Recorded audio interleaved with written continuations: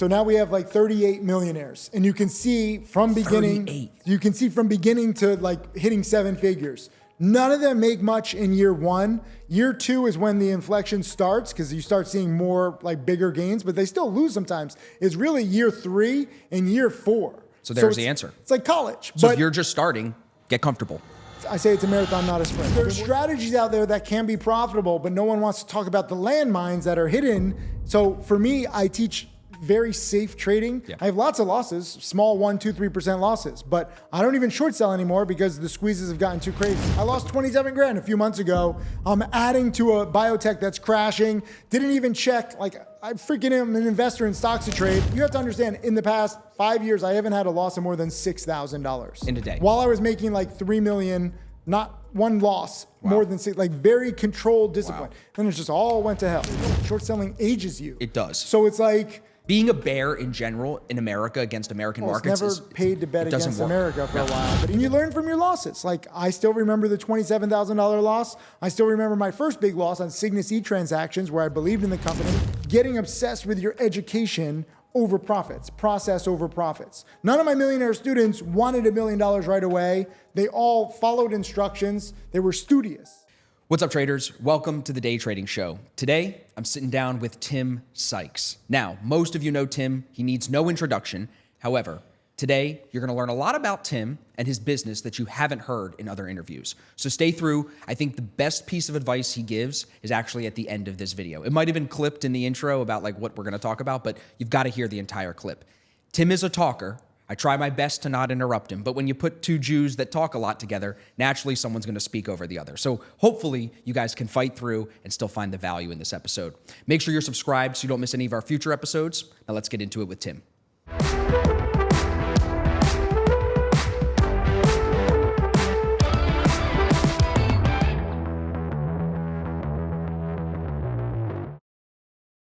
Did you know that the pass rate on funding challenges is less than 20%? So what are you going to do differently in 2024 to set yourself apart from the 80% that fail? Most of you are going to need a coach. The way I can help you is through the Black Shirt Club. We have 4 funded full-time traders with a combined experience of over 15 years in markets, ready at your disposal to help you get funded, stay funded, and most importantly, get those payouts and keep them coming in the door. So if you're interested in the Black Shirt Club, book a free call with me. Down below, there's a link for you to do that. Let's hop on and see if you're a good fit. With the Black Shirt Club, you're going to get the starter pack, a year to trade Zella, private weekly coaching calls, daily live trading together, everything you need to get funded, stay funded, and get paid out. So let me help you. Book a call, use the link down below, and let's get back to the video. Traders, we've got a very special episode today. I am extremely honored and humbled to have, they call you the godfather of penny stocks, the goat of penny stocks. I'm just going to say the man who makes more millionaires than most people. Cool. Tim Sykes. I'll take that. Thank you. Thanks for having me. Dude, thank you for making this happen. No, big fan of your show. You're doing great work. I appreciate that. We've been mutually connected, like I said, through Roland and through David and some of your other students, and I'm looking forward to hopefully meeting more of them in the future. For sure. So for the beginning of the podcast, let's talk about your millionaire students because I've done my research. I did some digging. Yeah. And you don't talk about them enough, I feel like. It's really like in the back half of the interviews that you really start getting into the success of some of these people. Yeah. But just recently, David and what's the other guy's Andrew. name? Andrew. David and Andrew, 2 new millionaire students. Start 2024. That's huge. Good start. Yeah. It's huge. How does it feel to say, I create millionaires? It's amazing. This is why I work so hard. This is why I can work on like 3 hours sleep, because I never had a mentor. I never had a teacher. So I always think, like, even though I've made millions, I made so many boneheaded mistakes. I never had a proper structure with my education, and it's held me back. So I'm always thinking, how do I help others and prevent what's happened to me happen to others? It's cool. Like, okay, I turned 12,000 into 7 million, but I could be at 50 million if I had a mentor. I might be at 100 million. Like, I've done things so backwards, and I don't want that for my students. Well, I think a lot of people will look at that from the outside and they'll think, Tim, you could make more money if you would stop focusing on other people and just traded yourself. Would you agree with that? Yes, but they're wrong, because I'm not that great of a trader. I'm a better teacher. And I found what's more meaningful for me. Trading, after a while, I've been trading for a quarter of a century now.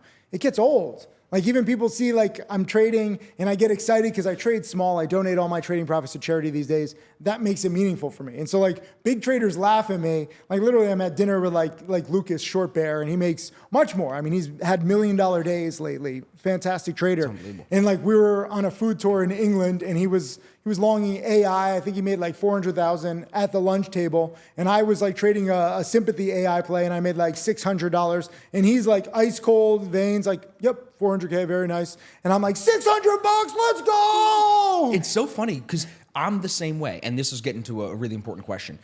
I feel the same way as you. I don't feel, and maybe I got this from you, because for those of you that don't know, Tim is the reason I got into day trading. One of the first courses I'd ever seen. Nice. Yeah, you and Cameron Foose. Beautiful. The thing that I think stands out that I've kind of maybe gotten from you is I realize I'm not the best trader, but I can be a really great coach. I can be a really great teacher, inspire other people, and make a difference in their lives. And that's what motivates me as well. So we share that commonality. If you're just real, you have to remember most people who teach in this industry are just scams. They don't want to show all their trades. They don't want to show all their rules. They don't want to show their mistakes. Definitely don't want to show their losses, right? Like if you look at like a lot of short sellers on Twitter, like, oh, here's my little $3,000 gain, $5,000 gain. Then you get a squeeze. Oh, I didn't trade today. Right. Oh, you're on vacation. Of course. Oh, what a fortunate coincidence. Meanwhile, they probably blew their account or whatever it may And be. this is the thing. So it's like there's strategies out there that can be profitable, but no one wants to talk about the landmines that are hidden.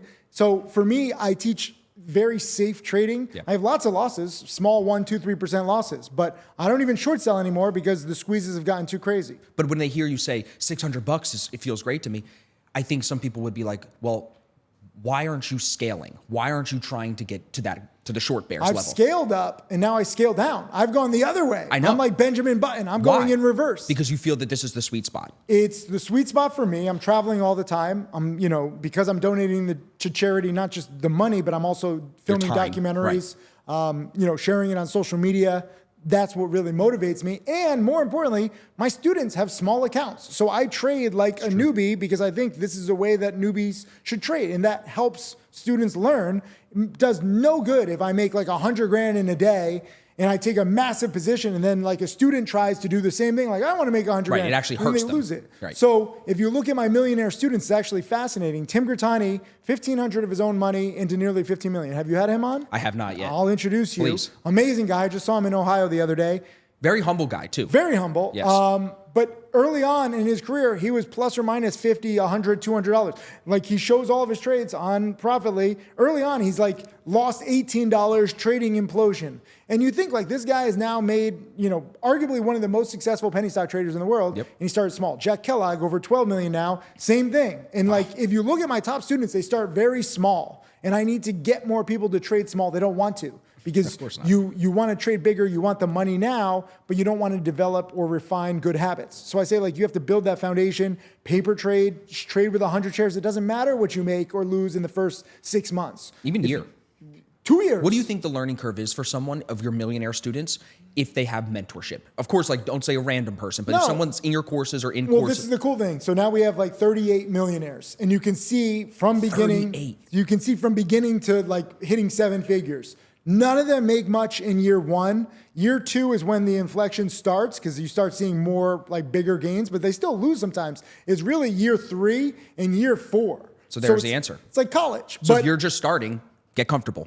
I say it's a marathon, not a sprint. I've been working on this video where everywhere I travel, I do a little video and I say it's a marathon, not a sprint for 5 minutes, 10 minutes, and I just walk. We now have like a 4+ hour video. I'm waiting till it's over 5 hours where you can see it's a marathon, not a sprint. But that's what it is. So like you have to start small, refine your focus, find patterns, and it's also different markets. Like I'm not trading Apple or Amazon where there's volatility every day and you're trading like little spreads. Sure. Penny stocks need to be in vogue. Like 2020, 2021, I didn't have enough fingers to do all the trades, like I said, right? Yeah. Like it was crazy. 2020, 2021, those were my 2 best years ever in 25 years of trading. Wow. So many opportunities. And I was trading for students. Like I was like helping them understand like, okay, this is a good pattern. I wasn't trading for maximum profits. I have all these video lessons, all the DVDs on specific patterns. Right. So I was trading to show students these patterns. Which makes sense because you're trying to educate, like you said, from that ground With up the structure, level. Yeah. So like it would make no difference if I just took like a random trade and made a lot of money, but it didn't fit one of my patterns. That would encourage gambling. It would encourage bad habits. So I want to encourage good habits. Right. So even if it's more boring and safer, like I was trading with Jack Kellogg one time. Kyle Williams, have you had Kyle on? No, I don't know Kyle. Got to introduce you. He's another one of my students who's just done amazing. He's closing in on 5 million. He was in college and he was crossing $1 million every time a student crosses $1 million, we like to go visit him and surprise them. That's awesome. I went up to New Hampshire to surprise Jack. I dressed as Santa. I did see that His video. girlfriend let me into the apartment. I was like, That's so funny. Kyle's a vegetarian, so me and a few other millionaire students, we went to San Diego. We dressed up as giant vegetables. Oh my I was a God. mushroom. People thought I looked like a penis. It was a mushroom. A mushroom. It's a mushroom. But we were there, and this was in the Mania, and it was me, Jack Kellogg, Matt Monaco, another one of my millionaire students, and Bryce Tuohy, and they were all, and Kyle, and they were all making like 100, 150 grand on the day. They're trading bigger. And I sized up because I was like with them, and I was like, let me size up a little, and it was a Mania, and I made like 53,000 on the day.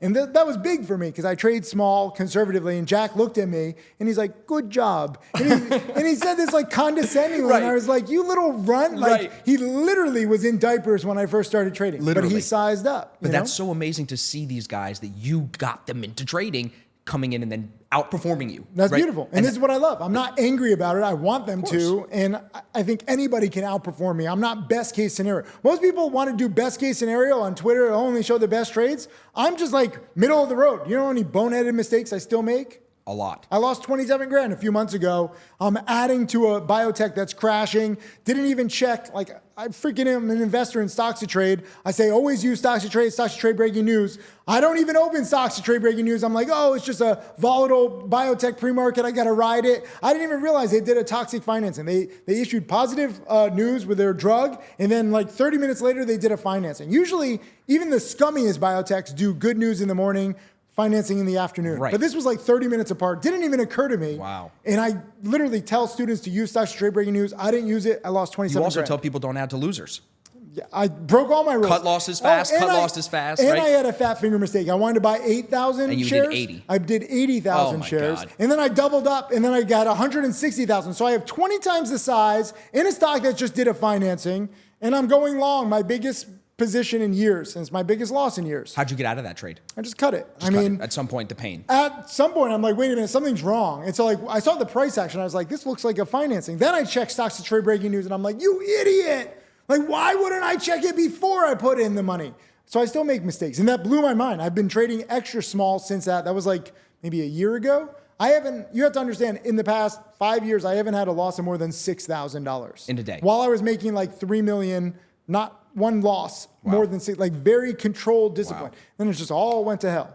I wonder what you did the night before that trade. Didn't sleep well. No, Because like you're traveling all the time, so the routine is off. But so I actually trade better when I was traveling. Really? So the funny thing is, I was actually in Austin. I remember this. Okay. So I had decent Wi-Fi and I wasn't jet lagged. That's a problem. I need to stay jet lagged. I need to stay terrible Wi-Fi, and I need to be in an interesting place where I don't want to trade. If I'm in a place like Miami or Austin, okay, we can film. It's nice to meet you. That's cool. Austin, like Stocks to Trade has offices there, but there's not that much interesting stuff going on. So I'm just like, okay, let me trade. Board trading.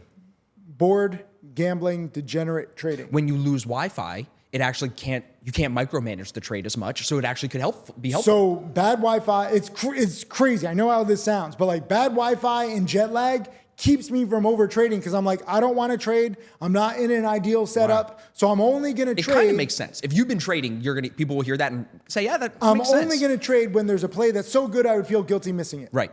That's the trade. Like, I'm like, okay, I was in, Manila, the Philippines, and Thailand, and I'm going back to Bali. So much stuff going on. We have charity projects. It's amazing restaurants, like so much to see, so much to do. I don't want to trade. And that's why I trade the best. I was just in Asia for 2 weeks.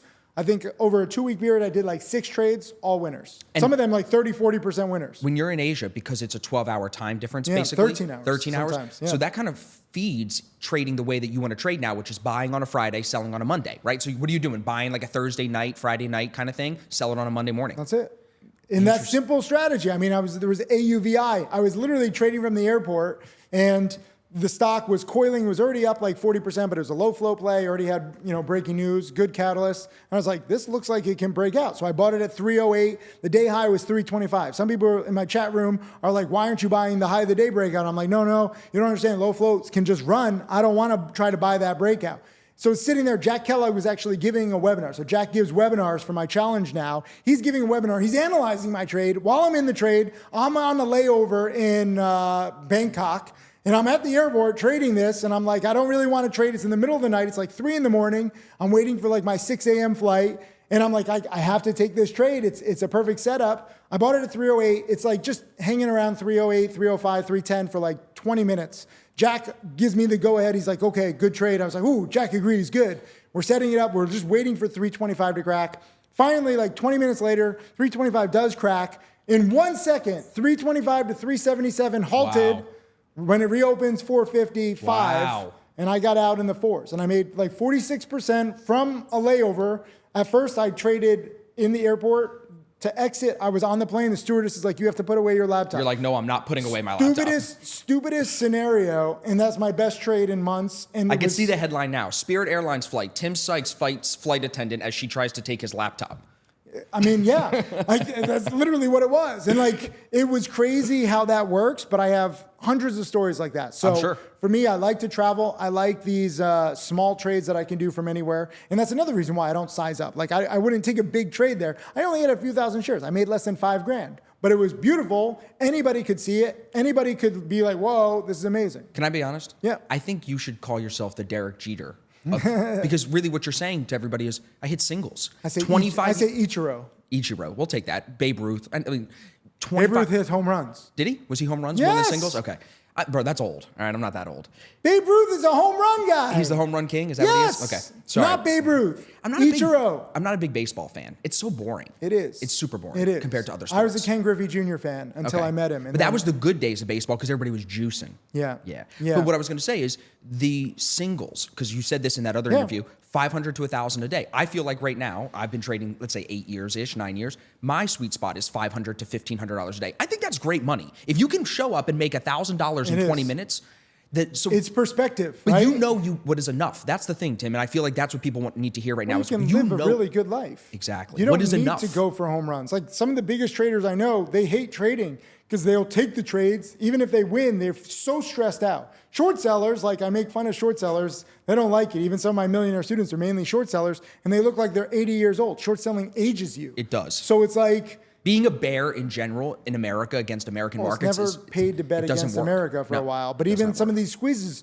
they're just crazier. Like I've made millions shorting, but the squeezes were never this crazy. But I think beyond just the singles, you're very humble. Even though you are known as the Lamborghini douchebag guy, I have no cars. I sold these cars years ago. Right. But the freaking photos keep going. Of course. But you're humble in the sense, and I think would You you gotta say stay humble. Would you say that? Sit down. Sit down. Stay humble. Would you Sit down. All right, Kendrick. Would you say that is a common characteristic of your millionaire students? They are humble? No. No. I'm not like them. So I teach people to be humble and conservative, but the millionaire students start out that way, which is how I want them to, but through their own data, through their own experience, they get more aggressive. And that's what I want, right? So like people change. It's like a little, like a butterfly. It's like a metamorphosis. Yeah. Where I want to teach people to be humble and conservative at first. The millionaire students, not even when they're millionaires, when they make six figures. Like most of my students start with like $2,000, $5,000. Right. That's when you should be humble, when you don't have a lot of money or a lot of experience. But then they get the money, they get the experience, they don't trade humbly. And that's fine. That's how it should be. Yeah. I always tell Makes students, sense. get more aggressive later on your own. I'm just training wheels, okay? That's a great way to put make analogies galore. I'm like, Woody and Buzz in, Toy Story. Yeah. Andy goes off for college. I'm the hidden toy, like, you could say like Interview the Vampire. I'm Kirsten Dunst. I'm forever like a little child, right? Like this is what I am. And I recognize that it's my specialty. It's what I'm good at. I'll teach people how to make $500 or $5,000 all day long. And that's my sweet spot. Do you look at yourself more as an entrepreneur or as a trader? I don't care. You don't Labels care? are stupid. Well, because you've started stocks to trade, you've started Karmagawa, you've got these other things. Labels are stupid, but I feel like you are a renaissance man in a way. You do a lot of different things. You're a foodie, you're a traveling guy, like you're so many different things. I just do whatever motivates me, right? Like you got to stay motivated. And we do live, I say this often, we live in the most fascinating time in human history where you can do anything. Yeah. With technology, like just us filming this, like showing everything. What do we got back here? We got Bitcoin. Bitcoin. I'm not a big fan of crypto, but I like the volatility. Watch out for scammers. If you think that you're talking to me on Telegram or Discord or we need you're that not. disclaimer There's in no there. Timothy Sykes 576. Like, Timothy, I haven't heard from you in 2 weeks. You're managing my Bitcoin account. I'm like, oh my God. I get that. It's crazy. So many scammers. It's crazy. So there's scams, But I appreciate the technological promise of Bitcoin. I appreciate the technological promise of AI. And blockchain. Everything. Sure. And we're able to do this. People take it for granted. We don't think like, oh, 2020 is the worst year ever. Shut up. Right. You have no idea. No idea. Okay? There's actually a book I'm reading. It was like year 536 or year 537, 1500 years ago. That was the worst year Way ever. worse. There was a volcano. Right. And it covered like a quarter of the world, and half the crops died, half the American or the worldwide population died. Yeah. Not just America. I don't know. I know what you mean. So it has been way worse. So people need to be, in a way, It's perspective, but also have some aggression mixed with humility to say, hey, now is the time for me to get rich. Now is the time for me to get into this, because you're big on that. You're big on getting people into trading. You get in, you start small into anything. It could be trading, it could be entrepreneurship. I see like drop shipping, you know, E-commerce. whatever works. Yeah. You try different things and you try small and you test, and then you can't be afraid to fail. Like, you know, this is VCs, like fail fast, fail often. Sure. You learn from your failures. Right. You can't be afraid to fail. You No. can't be afraid to lose. I'm literally doing a boot camp with people and I'm like, it's okay to lose small. You lose $50, you lose $20. It's not okay to bet big, use leverage, 10 to 1, 50 to 1, some of these crazy firms. You want all the money right away. Because even if you do make a lot of money right away, you're going to lose it because you're not, you haven't earned it. You can't cheat your way to success. You can't cheat your way to wisdom. It's true. You have to experience it. I say cut losses quickly. Ignore me if you want. Don't cut losses quickly. Take a giant loss, then realize why I teach. Right. A lot of people don't listen to the rules that I teach because they're boring, they're frustrating. Then they have to experience it. Then they're like, oh, then it clicks. So this is why like a lot of my students succeed in year 2, year 3. They know my rules, but they don't really believe them. They have to see it. They got to in touch the action. hot stove a couple times, get they do. burned. Why do you think people fear loss in trading so much? I mean, no one wants to look like a loser. No one wants to admit defeat. But when you study successful traders, like if you go into another business, being a doctor, you study all of the medical research over the years and you learn from those lessons. Okay, when you come into trading, you should study successful traders and learn those lessons. Every successful trader that's been around for more than a few years will tell you, get comfortable learning how to take losses well. Yeah. But when you get into trading, it's very difficult. Because that's annoying. That's boring. That's like Losing is boring? Everyone says like eat broccoli and asparagus is Right. good for you. How many people eat broccoli and asparagus? Not as many as they should. Like you don't necessarily want to do the necessary habits, right? Yeah. But you should. So it's like, this is why I just try to teach them, and they hear it and it goes in one ear and out the other. Then they lose big. I get so many, I probably get like 3 emails a day from people who didn't listen to me and they're like, I wish I did. And I'm like, I'm not in this, I told you so, but at least you learned. And you learn from your losses. Like, I still remember the $27,000 loss. I still remember my first big loss on Cygnus E transactions where I believed in the company. They basically invented print and home ticketing. This is the one that you got your family into. CYGT, got my family, had my hedge fund.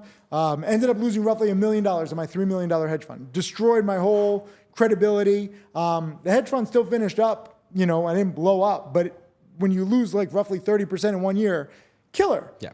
But I deserved that loss because I believed in the company. I didn't have the necessary battle scars. So a lot of the reason why my students succeed year 2, year 3, year 4, you have battle scars. You have emotional scars. You remember what not to do. Like touching a stove. Baby's going to touch a stove in the beginning, but the baby's not going to keep touching the stove unless they have like mental problems, right? It's like, oh, I like this. Ah, the pain is good. Then it's like, whoa, seek a therapist. Some people in trading need therapy. therapists. You don't necessarily need to trade. Like, seek therapy. I have people that I'm coaching right now that are successful from their previous career. And when they come into trading, they think they're going to be successful right away. And it's really hard to get someone to understand you are a baby now and you're going to have to touch a stove, see it's hot, and not touch it again. Yeah. They keep touching it. They keep touching it because it's really hard to hold yourself to a standard of discipline. But before we go off of the students topic, I want to hit a couple more things. Tell me. With your successful students, is there any commonality that someone that's listening to this could say, okay, I know I suck at focus, so let me improve my focus, because all of Tim's millionaire students are really good at focusing? Or maybe is there a specific pattern, or is there a specific niche within trading that you could say would give somebody a little bit of a head start, a little bit of like down the right path? So 3 things. First, you start with just 1 or 2 patterns. You don't need to know everything. You try to say, okay, like for me, I like morning panic dip buys when there's some stock that's up 4, 5, 6 days in a row, crashes 20, 30, 40%, near the market open, stop loss is going off, pricing inefficiency develops, you get a bounce of 5, 10, 15%. You can plan ahead for these morning panics because you see the stock going up for several days. Sure. So it's like sitting there. Sometimes it doesn't bounce that much, but like it's set up. And the stop losses go off. It's pretty cool to see. Yeah. Or, you know, my Friday to Monday, buying a stock late Friday, selling Monday. So you to have late those comers. patterns. Got my patterns. Simple patterns, seeing them in action over and over again. Secondly, getting obsessed with your education over profits, process over profits. None of my millionaire students wanted $1 million right away. They all followed instructions. They were studious. And so they built a foundation of knowledge. Because if you don't have a foundation of knowledge or rules or discipline, no matter what you make later on, it's all going to crumble. This is an architecture 101, right? 100%. If you have a weak foundation, I don't care if you're building 5 floors, 50 floors, 100, it's all going to fall down. Yeah. So you need that foundation. So they have the right perspective. Okay. And then third, like I said, it's testing small, betting small, willing to make mistakes. Like Andrew, my latest millionaire student, or a second latest millionaire student now with David. Andrew blew up his first, like, I think $2,000 or $3,000 accounts. But he kept at it because he saw the patterns working and then he adapted. David, talking about studious, he joined my challenge, didn't have enough money for like Wi-Fi. He was driving Uber. Yep. So he parked in the parking lot of a Target and he was bumming Wi-Fi off Target at night, studying my videos. So it's like, think about that work ethic. Work ethic, being humble, wanting it, accepting failure in the beginning, adapting, never giving up. I love that. Great answer. You mentioned the hedge fund. I've heard about why it dissolved, that trade being one of the reasons. Yeah. I know from your personality, maybe, it just didn't really fit you. Being a guy with a suit in an office, not traveling, right? Have you thought about, as these prop firms have been popping up online, have you thought about starting your own prop firm? Have you thought about getting into that space? Does it interest you at all? No, not at all. Okay. What's your opinion on the prop firm space, if you don't mind? Well, prop firms are based on profits. So you can't learn properly because you have to profit. Like otherwise you're not part of the prop firm anymore. Like It's true. It's not ideal for learning. And for me, it's all about learning. Also, there's different markets, right? Like prop firms and I mean, Wall Street as a whole, like you get paid like monthly, quarterly, yearly, like there's bonuses. What if it's not a hot market? With penny stocks, for me, it's all about, can you be prepared when there's opportunity? Like I said, we're not trading like Google, Apple, Facebook spreads or Meta spreads, right? Where there's options and there's trades every day. Right. With penny stocks, you have to really wait. And if you wait, sometimes you wait a week, sometimes you wait 2 weeks for a really good setup, then one trade in a few minutes can pay for everything. Yep. So it's very different than normal trading. So it just doesn't apply to the prop firm model or the Wall Street model. That's a good answer. It's really ideal for individuals. People, I have students with full-time jobs, part-time jobs. It's for average people. So I really like teaching average people. And most people think that average people shouldn't trade. I think the opposite. I feel like that's probably where you get a lot of flack from like the New York Wall Street guys. They're like, average guys can't trade. We take their money. Goldman takes their money. What do you say to those people? Like even the guys that are successful, like Lance from SMB, they probably would say, stop teaching these people how to trade. They're not going to get consistent and make money long term. I agree. They shouldn't trade what the prop firm traders trade. You need to pick your spots. And with penny stocks, there aren't that many prop firms or hedge funders trading penny stocks because there's not enough money to be made. The float's so you small. have like promoters and scammers and idiots. And like, there's opportunity if you're just meticulous. Like some of these scams are so obvious. It's crazy. That's why I've made millions shorting. A lot of my millionaire students have made millions shorting. Scams go up, you can ride a scam. Like early on in my teaching career, I had a blog post where I said, why I invested $50,000 into this scam. And people are like, what? You know it's a scam and you're putting, what is this, like some reverse psychology? It's a good title. But I did, because I was like, this scam is designed to go up. And the bottom of the disclaimers, promoters used to say, we've been paid X amount of money or shares for a 2-week awareness campaign. And you're buying it on the first green day, you know that they're going to promote for 2 weeks. Dude, you know what's funny? You used to teach about this. And my dad used to send me the emails. This is like 10 years ago, 5 years ago. That he used to send me the emails that he would get of like the new weed stock. Yeah. And I'm like, Dad, you are the guy that Tim Sykes used to teach us that the promoters are sending the emails to pump up this stock. It's probably a scam. Yeah. And it's easy to fall for. Like the old boomers tend to fall for it. So like anything in life, there's going to be winners and losers. It's just about positioning yourself, like you're saying, on the right side of this penny stock world. I mean, you could be financially knowledgeable or you can stay naive and become the sucker. It's your choice. Yeah. Like I have a lot of students who don't even trade actively, but they just like knowing and it helps them not get scammed. There's so many people who they're not even traders. They just get scammed because they don't realize how messed up the industry is. I never knew that. Yeah. That's crazy. So it's just like knowledge. Knowledge is amazing. It is. You don't even have to use it all the time. You could just be like, to help you prepare, help you get self-confidence. Everyone should learn about finance, even if you're not a trader. Totally agree. Before I was in trading, I was selling life insurance at Mass Mutual, and I was my first YouTube videos ever were me teaching my friends basically about checkings account, savings account, how to open those things, what a 401k is, what credit card interest rate debt is, and things, people that they just don't know about basic finance. They should teach this in school, you know? Tim Grattani was actually a State Farm insurance salesman. Was he really? He had like khaki pants. Yeah, Jake from State Farm. Yeah, right? And he was doing that and he didn't like his job. Like, this is what I love about my millionaire students. They come from very humble backgrounds. Matt Monaco, Bryce Tuohy were actually roommates in college. Really? Matt Monaco took my challenge. Bryce didn't want to do it. And then Matt Monaco made $1 million and Bryce is like, I can do this. And now Matt Monaco's at 2 million, Bryce is at 1 million. But like, once you see it happening to someone you know, and you're like, wait a minute, they're not that smart, they're not that special. Like, none of my millionaire students are like math geniuses or like rocket scientists. Like, this is penny stocks. We're not algorithmic trading. I'm not like a AI specialist. I can't even spell the word algorithm. Seriously. So this brings up a really good point. You don't have to be the smartest to make money. That concept is foreign to a lot of people, especially in America, because we're conditioned to think you have to be the smartest and work the most to get paid the most. But in trading, you often will work a lot less time, especially as you get better. You have more experience. You'll work less time and make more money. How do you work the smartest? You work the smartest. Some of the best trades happen in a few minutes. And if you're prepared, you make like a monthly salary in 5 minutes. That's what I'm saying. How do you condition somebody from a coaching perspective? How do you teach your students to get comfortable making more money working less hours? Tracking your trades has never been more important, and it's also never been easier with TradeZella. Shout out to Umar and their team for being a sponsor of today's video. We love the product. I use it in the Black Shirt Club every day in the mentor mode. I use the back testing and playbook section as well. I use it for my own trading. It helps me make improvements. It's the cute little calendar that everybody likes to see when I post my P&L. If you want to start using TradeZella, use the link in the description, use the discount code down below, save 10% on either your monthly or your yearly membership. Start tracking your trades today. It's going to help you make more money. It's going to help you know where you need to make improvements, even if it's something as small as, hey, I'm losing a lot of money on Tuesdays. Let's figure out, why am I losing money on Tuesdays?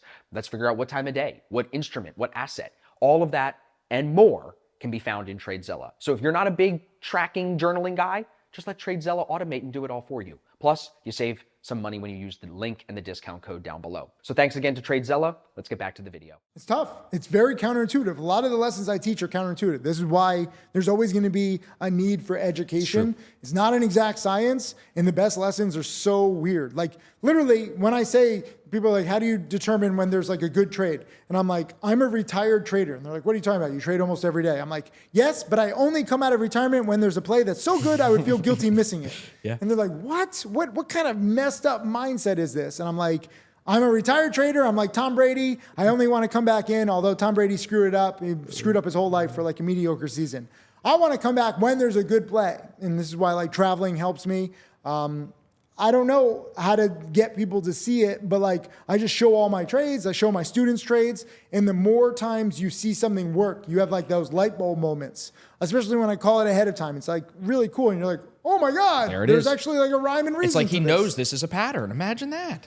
More times than not, right? Sometimes it just doesn't work. You have to be okay with that. I lose roughly a third of the time, but I lose 1%, 2%, 3%. And so just showing from my wins, from my losses, and just being real about it. You know, the more times I can be real, people are just like, oh, wow, this is actually real. It makes it a little easier to then maybe grasp, hey, this guy is working for 30 minutes. I'm driving my truck for 10 hours and he's making more money than me. Something's got to change here. My perception of how to make money needs to change. And it's also a lot of people work these hourly paying jobs, 2, 3 jobs, trying to just pay the bills. Prices are crazy, but there's no exponential income growth possibility.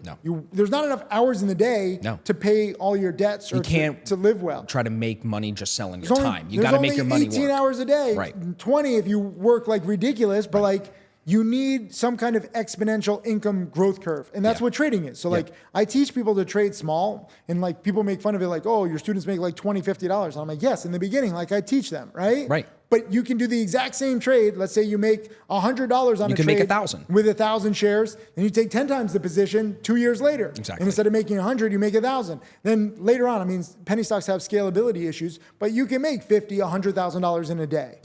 If you're prepared and if the setup is right. Who's easier to teach, older people or younger people? I don't really see a difference. Younger people talk more online. So everyone's like, oh, all your millionaires are young. What about the old guys? Old people just don't want like the notoriety. Like they have like wives, ex-wives, IRS, you know, businesses. One guy, he's made over $3 million. This old guy, I was like, come on, man, represent the old people. And he's like, Tim, don't you dare mention me.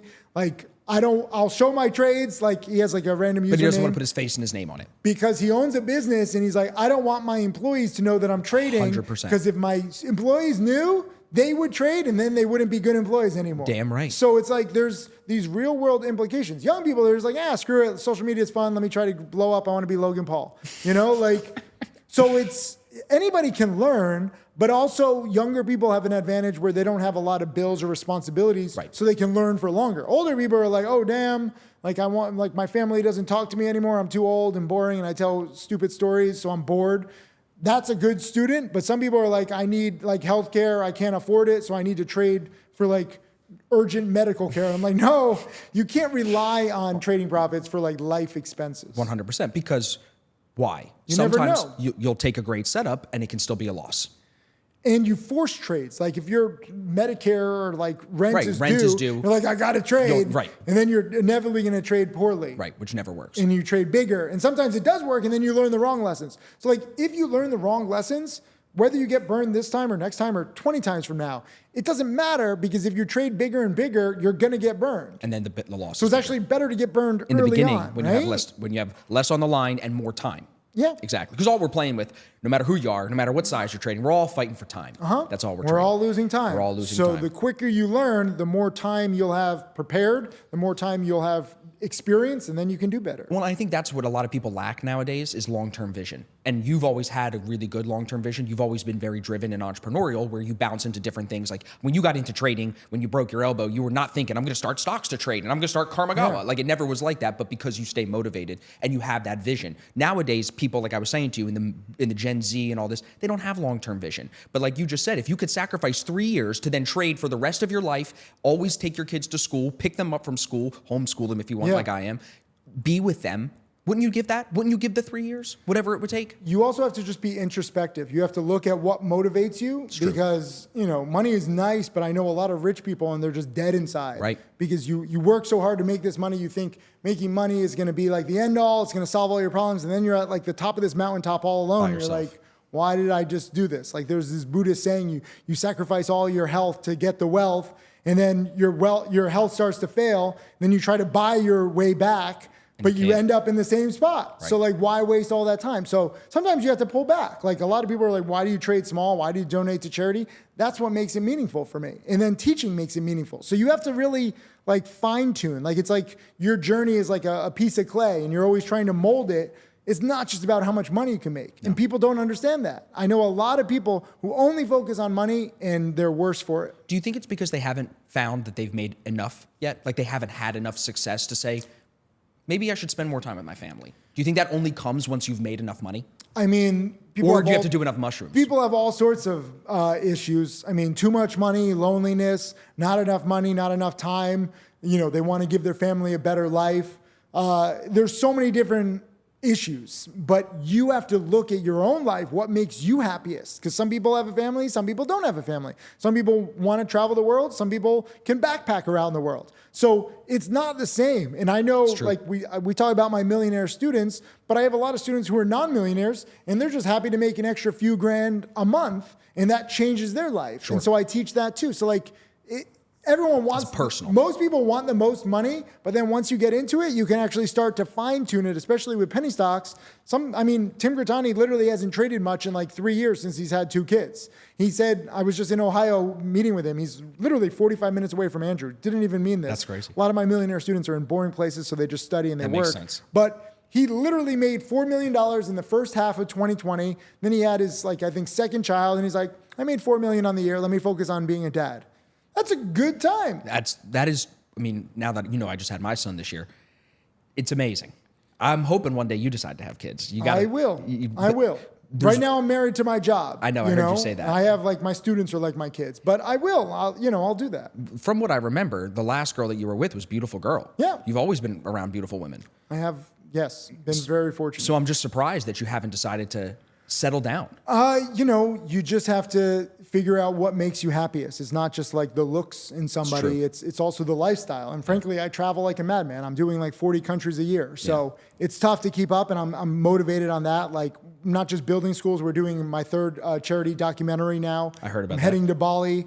We've been building homes. We've been documenting it. We have 2 recycling centers now. Now I'm actually going to, when I go back in a week, I'm going to surprise this anti-trafficking charity with a $25,000 check. I want to talk about the anti-trafficking because yeah. that's very popular. Yeah. You have 115 schools 118. in Bali alone, correct? 52 in Bali, 52 in Bali. 118 worldwide. How much does it cost to open a school? 25 to 35,000. People think it's way more than that. Yeah. It's, Well, it would be in the U.S. In the U.S. The dollar goes very far in third world countries. Yes, it We're in does. Bali, Nepal, Laos, Ghana, South Africa. where was the first school? First school, I don't know which one got completed first. It was Bali and Laos. They were like right around the same time. Why did you do it through your own charity and not Pencils of Promise or something like that? So we did. So like you my did? charity donates to Pencils of Promise and these other charities. What it. we've learned is that, Karmagawa is the name of my charity. Used to be the Tim Sykes Foundation. I didn't want like the name recognition. We have a soccer stadium in Cambodia. I saw that. And everyone's wearing a shirt that says Tim. They're all chanting Tim. They think this is like what a rich white guy wants. They just wanted to make me happy. And I was like, it's like a Black Mirror episode. You're like, stop. Literally This is 500 weird. kids chanting Tim, Tim, No, that is Tim. so I'm weird. Like, what am I starting? Like, Right. this is wrong. Right. At that time, I was like, and they just wanted to make me happy. They didn't know. Of course. But I was like, no, we need to change this. So I actually took on a partner. His name is Matt Abad, great photographer. So we take photos and videos of everything. So Karmagawa, Matt is Filipino. Gawa means to do or to make in Tagalog, which is the Filipino language. Love that. So it's like we're making good karma. Love that. He posts all the photos and videos. We donate the money. We have charity merch. Just for as an example, 52 schools in Bali, but because we bring like influencers on trips and we take photos and videos and they share it, Bali Children's Project, which is our main charity partner in Bali, they built another 48 schools just through social media donations. Wow. And before us, 0 schools. So we've basically found a way to double the value of a donation just by sharing That's it on social crazy. media. It's Doubled it. amplification. Crazy. Why schools? Why not houses or wells? Or like Mr. Beast just built a bunch of wells and a bunch of stuff. Why do you choose schools? I mean, it's education. It's teach a man to fish versus give him a fish. We're makes building sense. homes now too because some people just need it, especially in the rainy season. Right. We're meeting families where the dad doesn't sleep during the rainy season in Bali or in the Philippines because they're afraid that their house is just going to be washed away. Like they're not in like a steady, sturdy house. Could you imagine that? They're putting stuff on, and I've seen this stuff. So, and now we're doing wells, and now we have a clean water project. So we're doing that, but it's really education. Education has changed my life, my students' lives, and this is just like people are like, "Oh, you teach these kids trading?" I'm like, "Come on, they're not trading. No. They just need basic English skills, like math skills, just basic stuff. Otherwise, they're faced with a life of like manual labor or poverty. So there's no exit." Do you have a bigger goal now? Now that you've opened these schools and you've done this with the charity, you've done the Coral Reef Project, and the Rhino Project, do you have a bigger goal? 1,000 schools is the goal. So there is a number. Yeah, but when I hit 1,000, it'll be 10,000. What are you gonna do? 10,000, right. It's good to have a big goal, but at the same time, it's really just getting people into charity. Really excited, Lance, the trader, just actually surprised us with like a donation for $30,000 for a school. Getting more traders He spends so involved. much time on Twitter calling people out like you and me that teach people how to trade, and he's got enough profits. He should be donating. Yeah, he Come is. on, Lance. And he's a great guy, and he's donating. He's got his own charity too. Yeah. Getting more traders to give back, not like as like a guilt tax. Most people look at like charity like, oh, you've done something wrong. Well, that's what Jordan You have Belfort to was be saying to you, right? He was trying to say you're doing it right. And I'm like, no, I actually enjoy it. It's Right. actually given everything meaning. I like whenever I trade, like if I make 600, A, it's good to teach my students to trade small. B, $600 goes very far. Like my God, we're yeah. actually feeding people in need in Bali and other places. You can feed a family of 5 for $45 for 1 month. $45 feeds a family for 1 month. Dude, I can't go outside my house without spending $50 in America. Just had like the coffee and an Uber. Just had a nice like entree last night at the Versace mansion here, and it was like $80. That's and what I'm I was just saying. like, this is so stupid. But this is why I love having perspective. Going to third world countries, I encourage everyone to visit a third world country, whether it's India, Philippines, Indonesia, anywhere. People are because it very gives you bullish on India. perspective. Very bullish on India. What's your favorite country that you've been to? I mean, so what people always ask me this, like I say Italy for lifestyle. I love Italy. Fantastic. Japan for food. I love that. Yeah. Bali, Indonesia, and Philippines for charity. South Africa for adventure, the Caribbean for a tan. Like I literally go everywhere. Whatever you need. It's a beautiful time to be alive where you can do that. This wasn't possible. Yeah. You know, like we're all living in this ridiculously amazing time in the history of the world. It's true. We take it for granted. Too many people take it for granted. You sit home, you order your Uber Eats, you watch Netflix. You're like, oh, Netflix is so cheap. Uber is so cheap. It steals your time. They both steal your time. Netflix is cheap, but trap. you can't get your time back. It's a trap. So I know you employ your mom and dad. yeah. How did that come about? Because that's so cool. That's just me needing help and then seeing me like overwhelmed. Not wanting to help mom and dad. It's me needing help. They literally saw how overwhelmed I was. And like, we have other employees now too, but like they just helped. And then it was like, you know, in this business, like it's a weird business because like most people think like you make a lot of money as a trading teacher. Like I told you before, we've lost money for 2 straight years. Which people will be surprised to hear. Because they get totally wrong perspective about everything. Right. Why would I even do it if I'm This losing guy must money? be selling more courses than he's making from What's trading. the scam here? Right. What's going on? Like Right. there's a crypto imposter and they're like, Tim Sykes, I know where you make your money. I was Right. like, damn, it's probably like some scammer in Nigeria who's Literally. like scamming people. Literally. I'm proud to lose money for 2 years. Not that much, and we've been profitable in the past, so I can afford it. But we're hiring a lot of people. Like Stocks to Trade now has all these new AI programs. AI is expensive. We're investing in the future. We see what actually creates millionaire students. It's okay to, like I teach the students, it's okay to take losses, small losses on your trades. Business It's okay is to the take same. small losses because if you have a long-term vision, you have to invest in your future. Yeah. So we have a lot of new tools, programming tools coming out, a lot of new stuff that takes time, money, effort right now, but it pays off later on. Like we just have 2 new AI programs, XGPT and Iris, that have taken 2 years of programming. Wow. Costs a lot of money to Yeah. create, but now they're just starting to be useful. And they're learning too. This is the beauty of AI, where some people say, oh, it's just another hype thing. But like AI can learn. And if you just set it out there, it starts to blossom. It's actually pretty crazy. That is crazy. And it's also with the AI stuff, it's expensive because it's skills that you and me that are not pros in that area, we can't just go learn it. It's not like you just pick that up very quickly. So there was an interview that Sam Altman gave in India. I don't know if you saw this. He's No. very direct, right? Of Okay. OpenAI. Yeah. And there was like a nice like Indian guy in the audience, and he's like, Sam, what if a startup gets into AI? Like, you know, we don't have billions, but we have 10 million. How do we compete? And Sam Altman's like, you don't. Oh my God. And he just says it so matter of factly. Insert this video if you can, Yeah. or like post Yeah, a yeah, link yeah. to it. And he's like, you don't. And the Indian guy's like, and it's like awkward. And Sam Altman's like, no, I'm just being serious. Like, we have billions, we have years of experience. You can't compete. Don't even bother.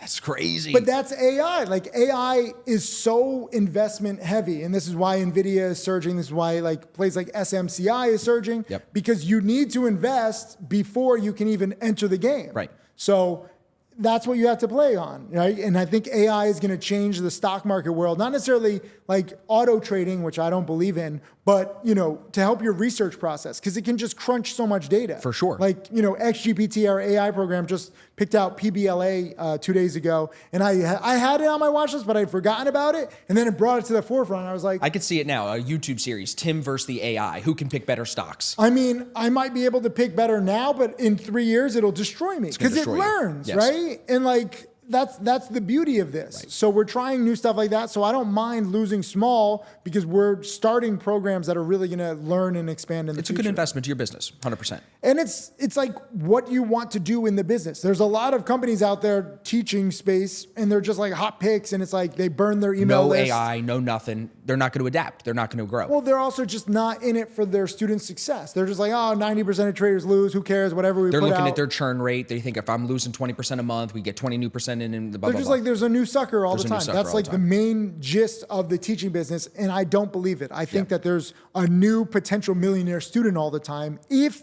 you teach properly and you give them the right Well, tools. you proved that already. Well, it's just starting, right? Like, okay, I have a few dozen millionaire students. It doesn't. Yeah, but come on, that's what you got to brag about the most, Tim, is nobody has millionaire students like you. I understand. Nobody. Well, someone was like telling me like, oh, you know, like you should like trade bigger. They analyze my trading techniques and they're like, you're not that good. I was like, yeah, you're right. I trade like from planes with one laptop. I'm not like optimized for trading. Right. Half of the freaking Kinfo leaderboard are my students. Right. The top 10, Literally. like 5 of the top 10 are my challenge students. It's crazy. And I'm like, my students are my testimonials. Yep. So if I can teach them, and again, even just in the beginning, I'm not claiming all their success. No, of course. I'm like their Foundation. training wheels. Yeah. And someone said like, oh, that's like your, what is it? Like a preschool teacher claiming success for everyone. And I was like, Nah, well, I don't in this disagree with example, it's that. more like kindergarten through like junior high. Like, but it is the beginning stages. In a way, I can understand that. But at the same time, I'm simple. I'm a simple guy. But you're also consistent. You show without talking about it how to be consistent. Yeah. You've been sharing every trade you take, which leads me to an important question. Tell me.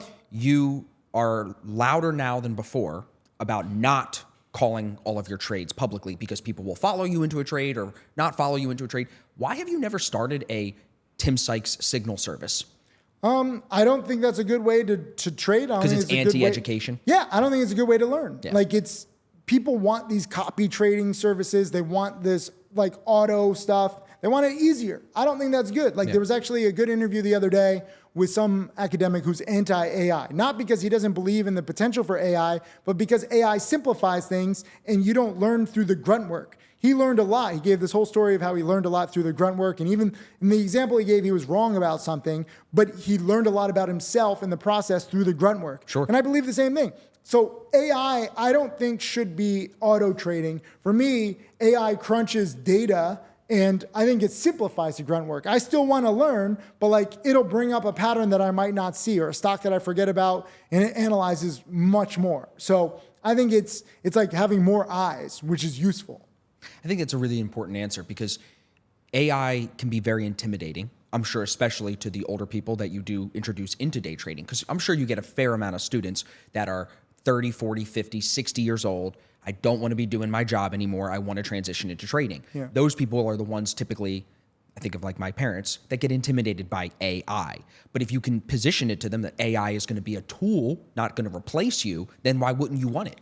So I say it's like the droids in Star Wars. Like you have C-3PO, you have R2-D2. They all help. Like there's many more. I'm not a Star Wars guy, That's but good. there's a lot of droids, and they all have different things, Yeah. right? And Yeah. so they can help you. And people just need to understand that. People are always afraid of new technology. Like I don't know. I mean, I'm basically a glorified history teacher. When the car came out, all the horse and buggy drivers were like, "Down with cars. course. Cars were more efficient. Shut up." Right?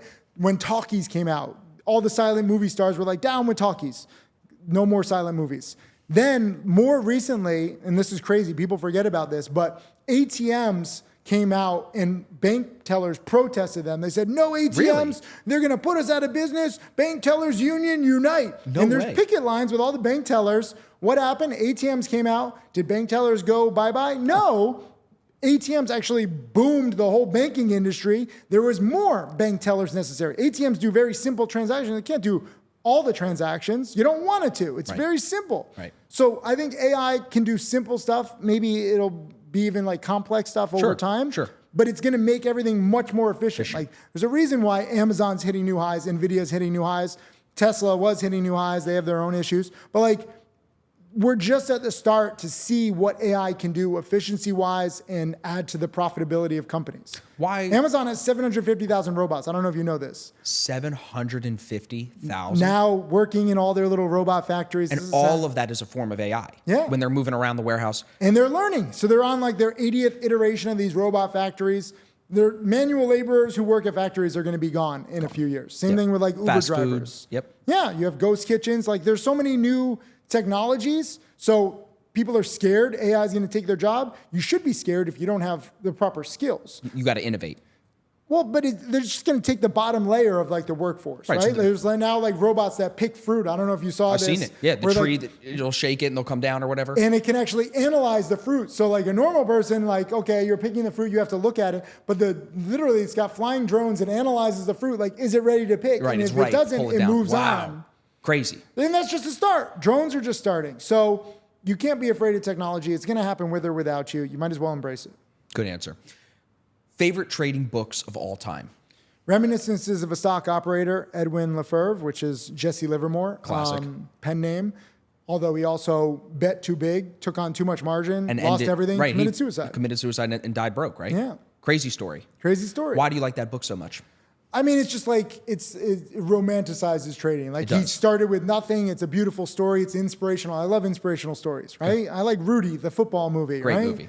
You're 5'0", 100 and nothing. That's You me. got hardly a That's speck me. of athletic ability in you, and you hung around the best football land in the team. I Right? can't No, even say it. great movie. Great movie. I met the real Rudy, and I Did did you really? that speech, so that's That's why awesome. I used to memorize it. Now I'm fading. who inspires you, or who do you look up to in the trading space today? Oh, look, I'm making them think. I know. All right, good. Not much. It's a good answer. I just don't. Like, It's okay. because it's the best traders don't share their trades, like the people who make the most. The best teachers, share, but like you don't really get the whole thing. Like I had a talk with like Stevie Cohen, a legendary trader, and I had a really good talk with him, 45-minute talk, and it was good, but it was like very surface level. Like he wasn't going into like the details, and I was like, I want this real stuff. But like we had just met, like they're not gonna do that. So like it's tough. But who cares? Like, you don't need to be inspired by everybody. You can still learn from everybody. For sure. Other than Stephen Cohen, who is a legendary trader, insider trader, who else have you met on your travels and through your celebrity that is noteworthy? Anybody interesting? Just had a good meeting with Brad Pitt a few months ago, which was crazy. Are you serious? Yeah. Wait, you want to hear him? Wait, listen to this. I recorded this whole. We did this interview for Kamigawa. Dude, he looks like he's like 28 years old. He looks as young as he's Benjamin Button. He That's really a documentary of his life. Yeah, no, it really is. But check this out. Wait, should I put it in the microphone? Yeah, put it in the microphone. Listen. And they're just, like, first question is like, how did you? Right after Katrina, Can you and hear this? the lower ninth had been completely wiped out. They lost over 1,800 lives. They were the hardest hit. Yeah. So I wait, had a whole interview. what were you talking to him about? So he has a charity that was building homes in New Orleans for Katrina. Cool. He made some mistakes too. Like, so it's not like a perfect story. Like, he learned from his mistakes. So like we're talking about like lessons from charity. Where did you meet him? So there was like this whole like gathering, like his team reached out and wanted to like, Kamigawa. I'm surprised you said him over Leonardo, because I feel like DiCaprio's into the climate change stuff. I've met him too. Oh, you He's have? good too. Like, I just don't, this is just funny because I just have this audio thing. I have to write this blog post about him. That's crazy. So it's just on my like to-do list. But you meet a lot of celebrities. There's good people. There's interesting people. Even like the biggest stars, like Brad is so humble. It was crazy. Really? It was crazy Just how a humble normal he is. guy?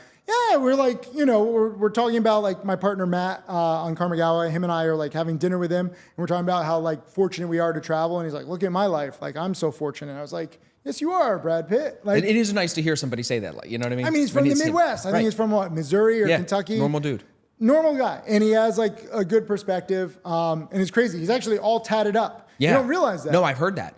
So like Matt, my partner, is all tatted up. So they're comparing so they're tattoos looking and at stuff like that. tattoos. And I was Nice. like, Brad Pitt, like he gets 'Cause makeup. it's always covered in all the movies. And you don't realize that. No, it's crazy. So it's, movie magic. But it's cool. Like, and he wants to help. And, he was honest about his mistakes and he wants to like do better with charity in the future. And like, we've tried to do charity projects. Like we tried to build a 3D printed school in Madagascar.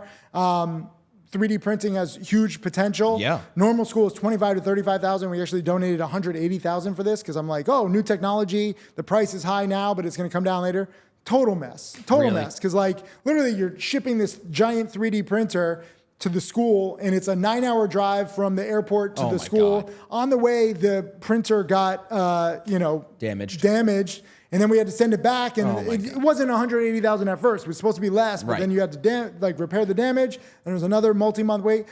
Long story short, we built the school. The local charity that we partnered with, it was funny, sad. On the initial drawings and the images, it was their charity and our charity and the logos. Then when the school gets built, it's just their charity.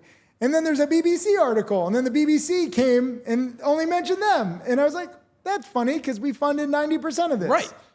So some things don't go well. Interesting. Does the charity, do you think, is that what introduces you to more people now than the trading? The trading is a small group of people that want to get into trading. The charity is anybody, right? Like celebrities Right. I'm meeting through the charity. They don't want to get involved with penny stocks. No one likes penny stocks. They're like, oh, Jordan Do you find Belfort. yourself, do you not even want to tell them that you're a penny stock guy? I mean, I say it, but I know how the world thinks about penny stocks. Right. Like, I'm just used to it. Like I benefit by being real in an industry full of scams. So Yep. when most people think, like even some of my top students who their parents like gave them crap, they're like, this is a scam. So I'm used to it, crazy. right? Most trading teachers are scams. Yeah. So I'm in a scammy industry of trading. I'm in a scammy industry of like teaching. Jordan Belfort invented both, right? And I gave him props. I was like, you invented penny stocks and the seminar market. I'm surprised that video only has 20,000 views. Because it got very technical, right? It did get technical. It wasn't like... Maybe that's why I liked it. I there watched the whole wasn't- thing. Yeah. And I like that you guys didn't always agree.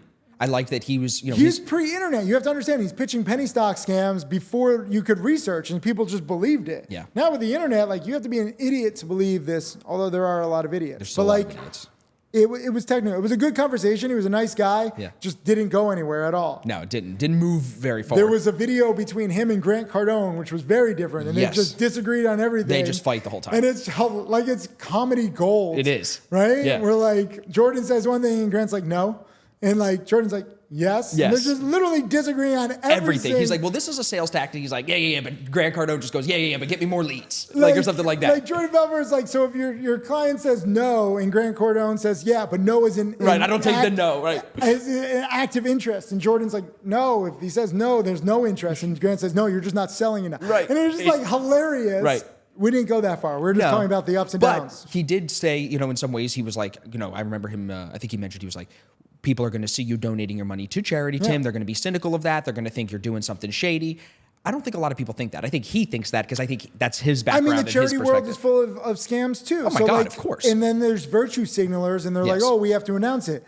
Part of the reason why we're doing this documentary is to show, look, we're donating. Then by sharing on social media, instead of being quiet, like some people think like just donate the money and be quiet about it. But I'm like, no, we're going to donate and amplify it. Yeah. Now 1-to-1, basically. I build a school, we donate, we post about it, we get another donation. You're doing it the right way. I will say that, not just because you're sitting here, because I'm very skeptical People of donating. can think whatever they want. I see the data. Course. But I'm like, you donate money to the Red Cross, bro. I don't know how much money is going to. They got admin. 2%. They got, right. You are editing, narrating, building the documentary from the ground up. You're actually the one doing a lot of this work. You just have to, it's no different than trading. You have to do it your way. You have to do it yourself. You have to get into the nuances. Yeah. The most money that you can make, the most success you'll have will be in the smallest details. If you leave those details, you won't be successful. Like if I just had a team and like, pick whatever charity you want, some inevitably is going to go bad. Even I did all the details with the Madagascar, and it can still go bad. Like with trading, you can, do all the research, do have the perfect setup, and still goes bad. Right. So like I was very nuanced with this Madagascar charity, and it still went to crap.